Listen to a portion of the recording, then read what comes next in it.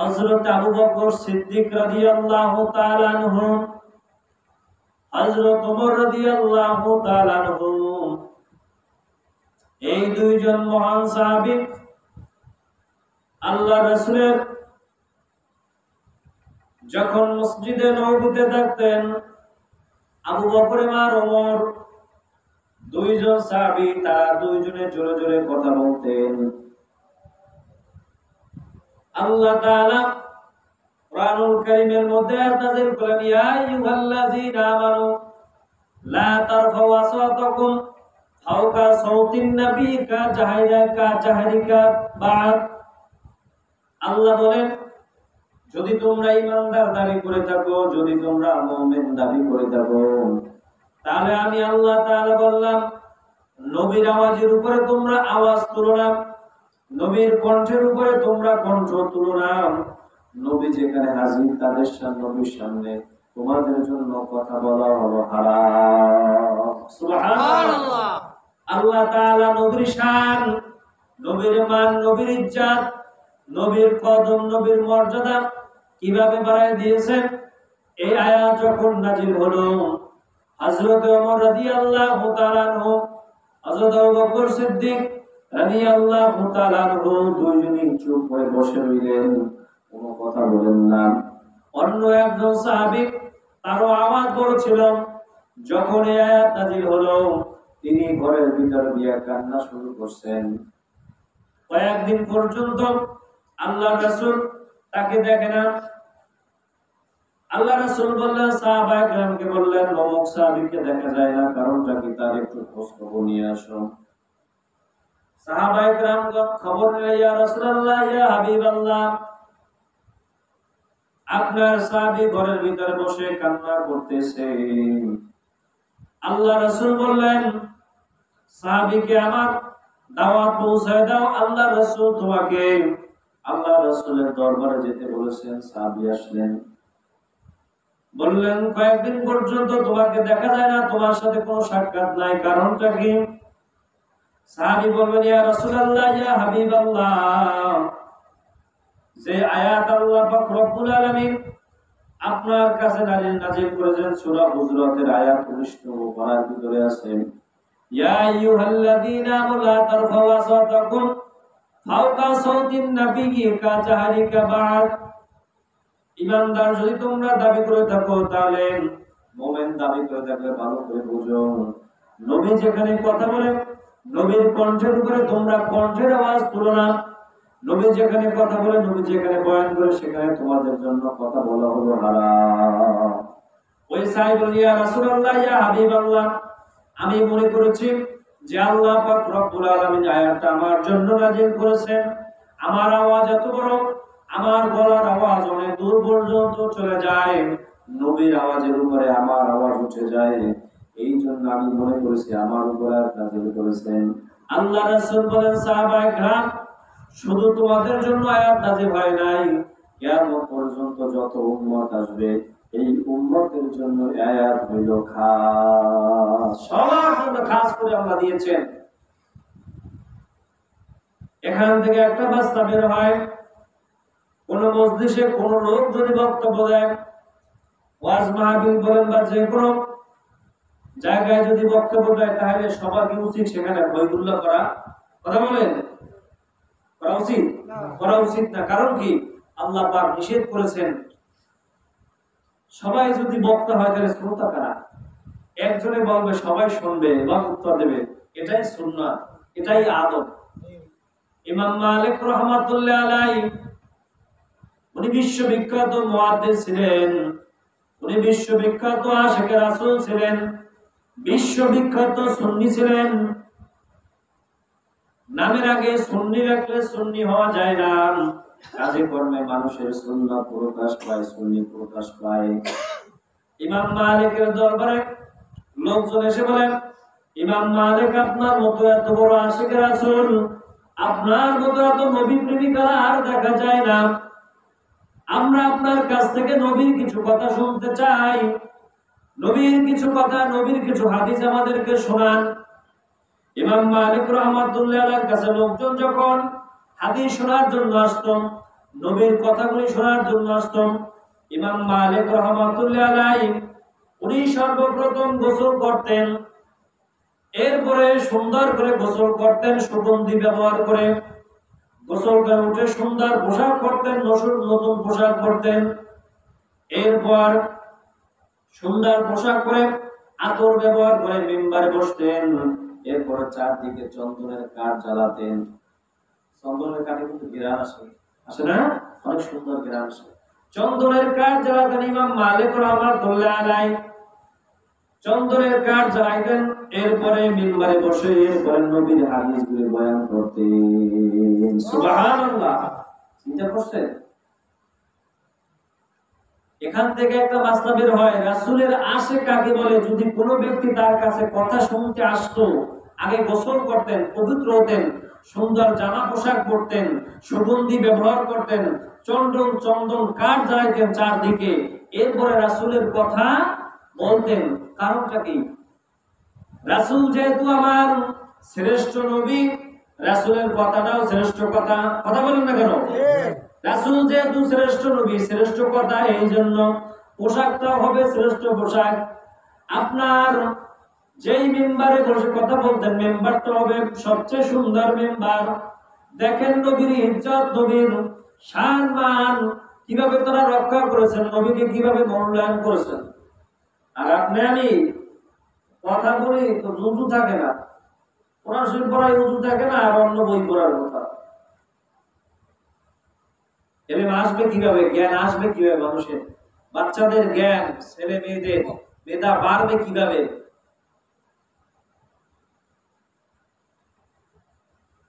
যে কোনো পড়ার শুরুতে রব্বি জিদনি ইলমা, রব্বি জিদনি ইলমা, আল্লাহ আমার জ্ঞান বাড়ায় দাও, আল্লাহ আমার জ্ঞান বাড়ায় দাও, এই দোয়াটা আমরা একবারও করি না। এরপরে যদি পড়া শুরু করার শুরুতে যদি দুরূদ শরীফ আপনি পড়েন, আল্লাহ রাসূল বলেন তোমার মেধা বেড়ে যাবে, তোমার জেহেন সাফ হয়ে যাবে, তোমার পড়া অল্পতেই মুখস্থ হবে। সুবহানাল্লাহ। ইমাম মালিক রাহমাতুল্লাহ আলাইহি, আল্লাহু আকবার, কোরআন কথা বয়ান করতে গিয়া ইমামুল আযম আবু হানিফা রাহমাতুল্লাহ আলাইহির ছাত্র আব্দুল্লাহ ইবনে মুবারক রাহমাতুল্লাহ আলাইহি উনি একটা কথা বলেন ইমাম মালিকের ব্যাপারে। ইমাম মালিক রাহমাতুল্লাহ আলাইহি কোন এক মজলিসে আল্লাহ রাসূলের কথা, কোন এক মজলিসে হাদিস বয়ান করতেছিল, কথা বলতে রাসূলের কথা হইতেছিল। হঠাৎ এমনি সময় তিনি এই মজলিসে গেলেন। যাওয়ার পরে ওনাকে একটা একটা করে 16 বার একটা বিচ্ছুতে আঘাত করছে। কতবার? 16 বার। বিচ্ছু তো আমাদের এলাকায় দেখা যায় না, এগুলো মরুভূমিতে থাকে। আমাদের এলাকায় বিচ্ছু নাই, এগুলো মরুভূমিতে থাকে।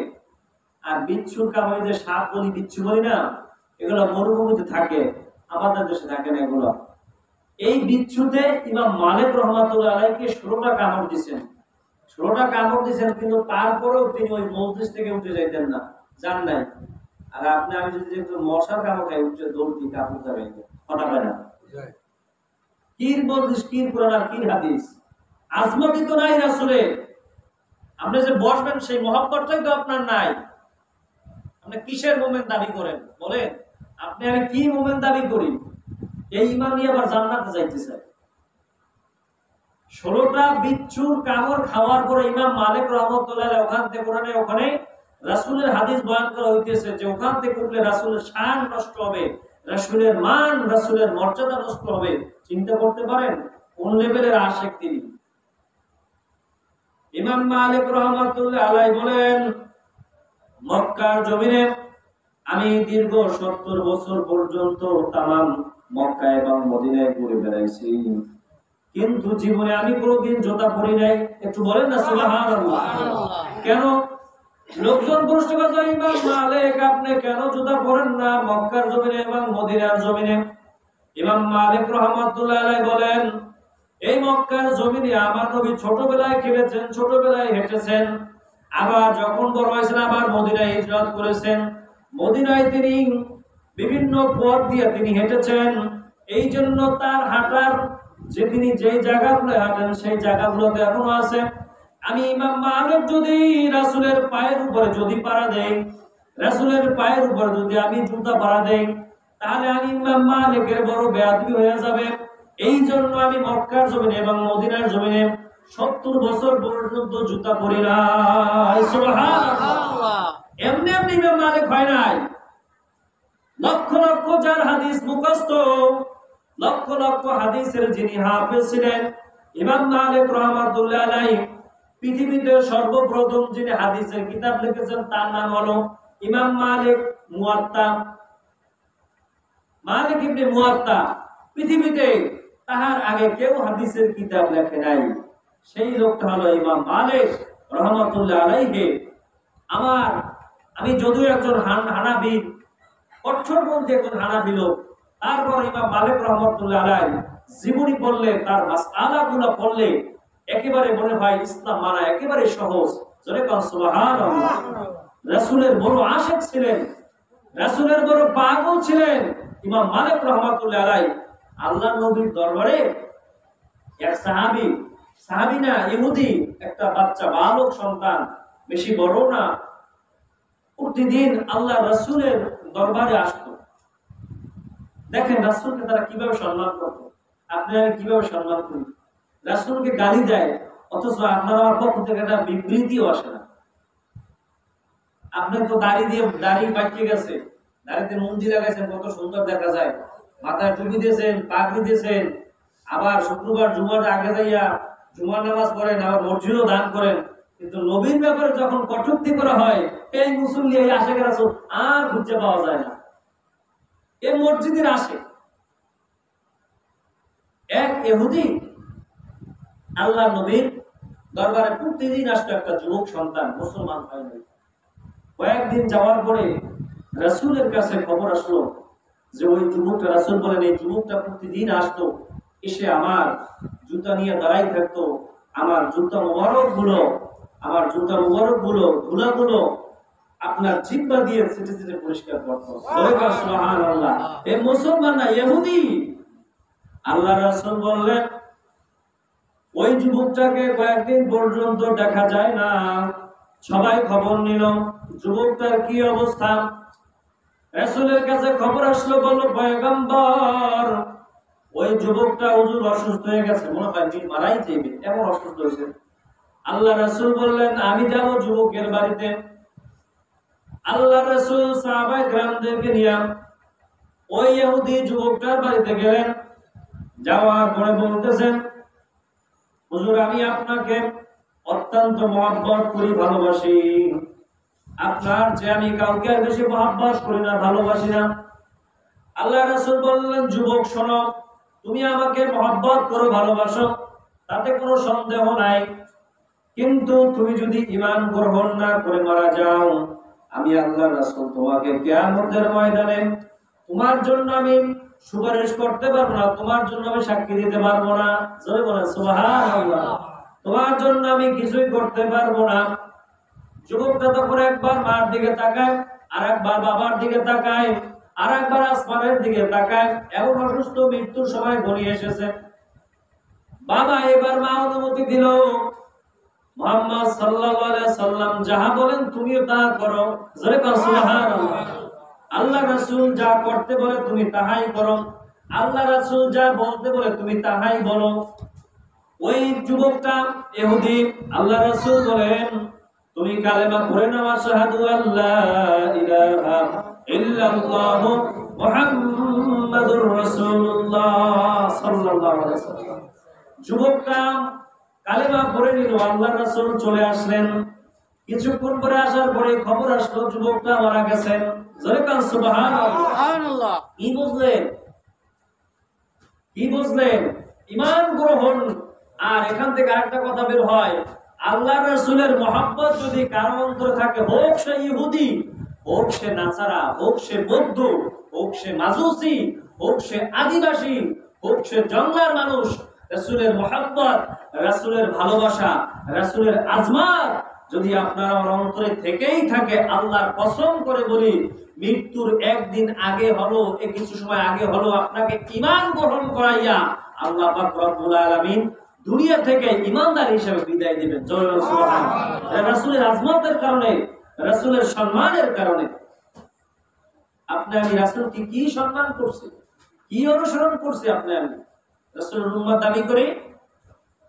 শুধু এই কথাই নয়, হাজার হাজার ঘটনা রয়েছে রাসূলের সম্পর্কে, ঘটনা আসছে, সাহাবায়ে কেরাম হাদিসের গড় শব্দ আসছে, নুখামাতুন ইল্লা ওয়াকাদিয়া কাফির রাজুলি।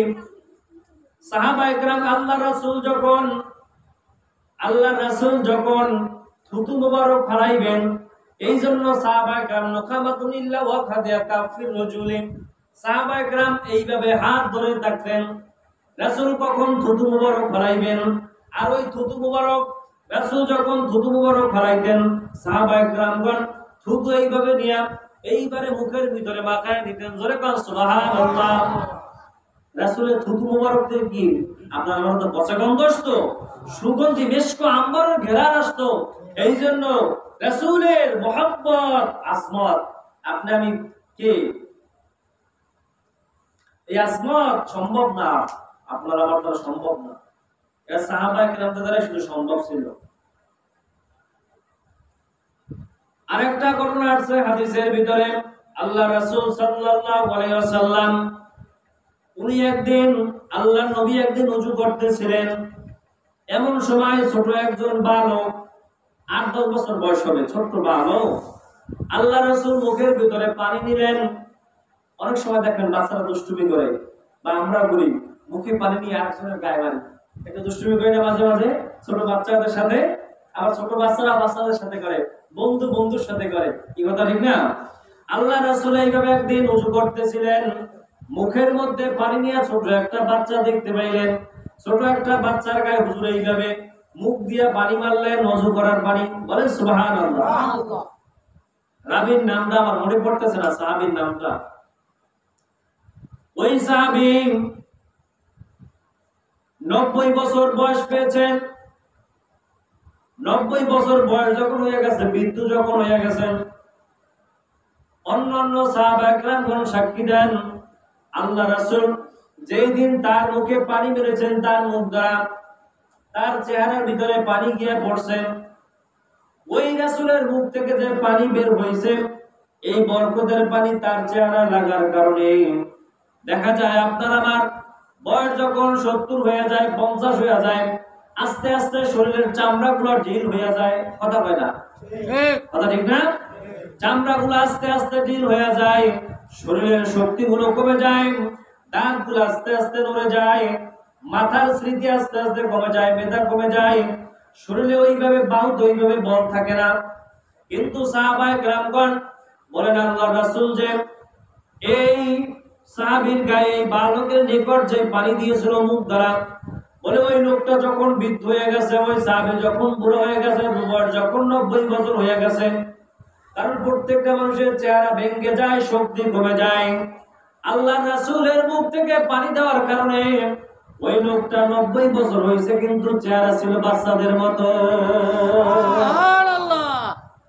বুড়া বৃদ্ধ হয়ে গেছে, কিন্তু মৃত্যুর আগ পর্যন্ত চেহারা তার ভাঙে নাই, চেহারা তার টলমল হয় নাই, বাচ্চাদের মতোই ছিল। জোরে বল সুবহানাল্লাহ। রাসূলের মান, রাসূলের আজমত, ইজ্জত আমাদের অজানা। আপনি মনে করছেন কি রাসূল আসছে আপনার জন্য সুপারিশ করে জান্নাতে নিয়ে যাবে? একটা সুন্নাত তো আপনি আমি পালন করি না। আপনি কিভাবে রাসূলের আশিক দাবি করেন? আশিক তো দূরের কথা, নবীর উম্মত দাবি করেন।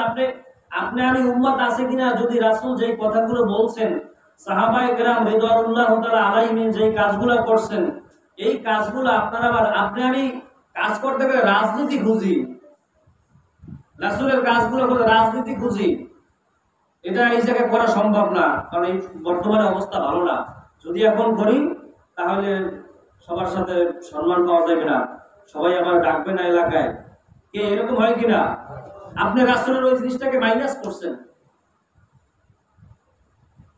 আপনি যদি রাসূলের আদর্শ যদি কবরে যাইতে চান, সাহাবায়ে কেরাম যেভাবে করেছেন হুবহু সেইভাবেই হওয়া লাগবে, নচেত রাসূলের আদর্শে আপনি কবরে যাইতে পারবেন না।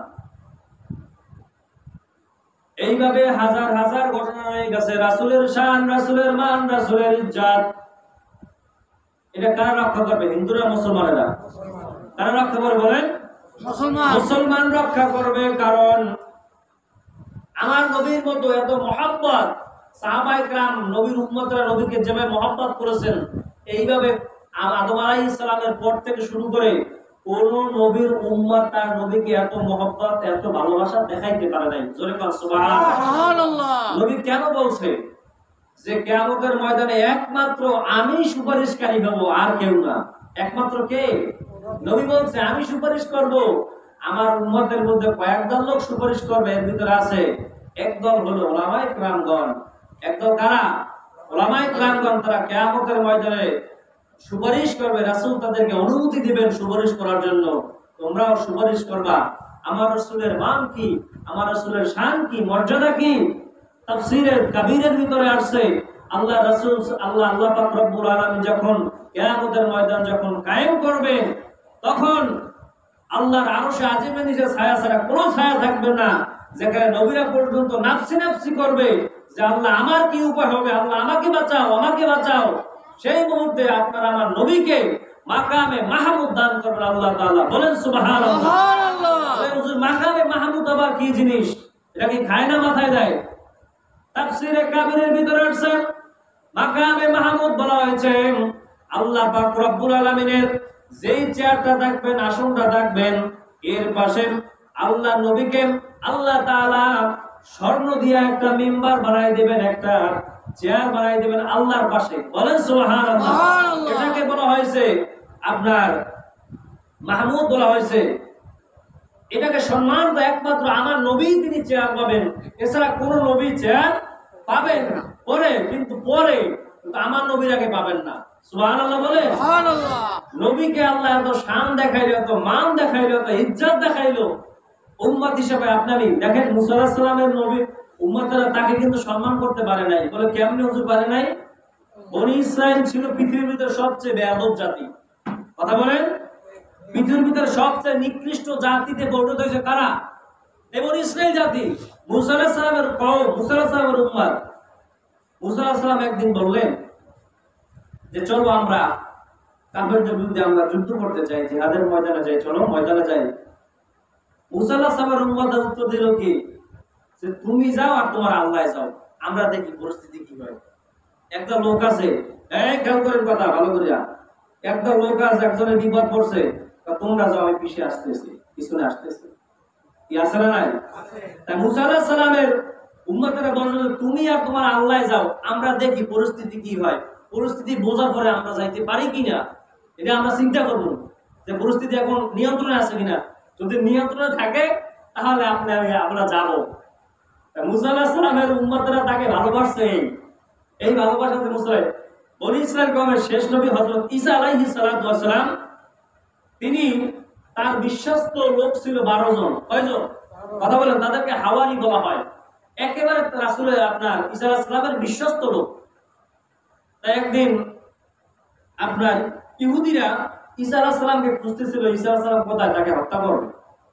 নবীদের কি করবে? হত্যা করবে। খোঁজার জন্য গেছে। তখন তার এক ভক্ত, ওই যে 12 জনের ভিতরে একজন, তিনি 22 পয়সা ঘুষ খাইয়া, পয়সা কয় পয়সা? 22 পয়সা ঘুষ খাইয়া বলেছে যে ঈসা আলাইহিস সালাম ওই ঘরে আছে। নবীর আর উম্মতের ভালোবাসা দেখছেন?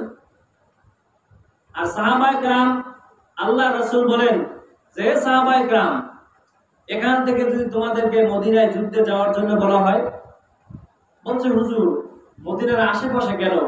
এখান থেকে মদিনা থেকে যদি 1000 মাইল দূরের কথাও বলেন যে হুজুর ইয়া রাসূলুল্লাহ, ইয়া হাবিবাল্লাহ, যুদ্ধের ময়দানে ডাক আসছে, কাফেরদের মোকাবেলায় মুসলমানদেরকে অবতীর্ণ হতে হবে, জিহাদের ময়দানে যেতে হবে, আপনার রণাঙ্গনে দাঁড়াতে হবে, শির উঁচু করতে হবে। হুজুর বলেন যে আপনার সাহাবায়ে কেরাম বলেন হুজুর 1 মাইল কেন, 1000 মাইল দূরে যদি হয় আপনার কদম মোবারক আমাদের জীবনকে বিলীন করে দেব। সুবহানাল্লাহ। এই ছিল রাসূলের উম্মতের মহব্বত, ভালোবাসা।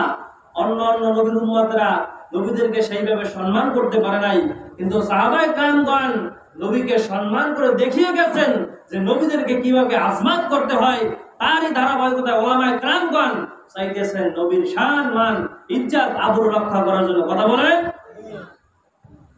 এই কয়েকদিন আগে দেখেন নাই, 2-3 দিন আগে নবীকে নিয়ে বাজে মন্তব্য করছে ভারতের এক কি বলে ওটারে ব্রাহ্মণ, ইসলাম ধর্ম সম্পর্কে বাজে কটূক্তি করছে। দেখেন নাই ভারতের মুসলমান যেখানে হিন্দুত্ব কঠোর, প্রত্যেকটা দল বিজেপি বলেন আর অন্য দল বলেন আপনার কংগ্রেস বলেন, এই ভারতে এই দুটো দলই তো বড়, একটা হলো কংগ্রেস আর একটা হলো বিজেপি। এই দুই দলের যেখানে 100 কোটির বেশি আছে হিন্দু, 100 কোটির বেশি হিন্দু আছে ভারতের ভিতরে, সেখানে সংখ্যাগরিষ্ঠ মুসলমান, কম সংখ্যক মুসলমান, যেখানে 10% নিচে মুসলমানের সংখ্যা, সেখানে হাজার হাজার মুজাহিদ, হাজার হাজার মুসলমান রাসূলের অবমাননায় তারা সেখানে জিহাদের ময়দানে অবতীর্ণ হয়েছে। সুবহানাল্লাহ। জান্নাত কি তারা আগে পাবে না আমরা আগে পাবো? কথা বলেন। এই বোঝেন ইমান, ইমানের পাওয়ার বোঝেন কি? যত জানাই করেন শুধু কাজ হইবে না। রাসূলের নাম আইনা কবরে গেলে আপনি কাজ হইবে না, তো আপনার কোনো কাজ হবে না। সাহাবায়ে কেরাম, আল্লাহ নবী একদিন হাঁটতেছিলেন, সময় হয়ে গেছে, আল্লাহ নবী একদিন হাঁটতেছিলেন, হঠাৎ করে রাসূল দাঁড়াই গেলেন। সাহাবায়ে কেরামগণ একটা পাও সামনে যায় নাই। সুবহানাল্লাহ সুবহানাল্লাহ। সাহাবা বলে, ইয়া রাসূলুল্লাহ, আমি বললাম আপনি দাঁড়াই গেলেন? বলে আল্লাহ তাআলা নিষেধ করে সামনে যেটা আমাদের জন্য বিপদ আসছে। বলে তোমরা দাঁড়াইলে কেন? রাসূল প্রশ্ন করছে তোমরা কেন দাঁড়াইলে? বলে হুজুর আপনি দাঁড়াইলেন এই জন্য আমরা দাঁড়াইলাম। সুবহানাল্লাহ। অনুসরণ কাকে বলে দেখছেন?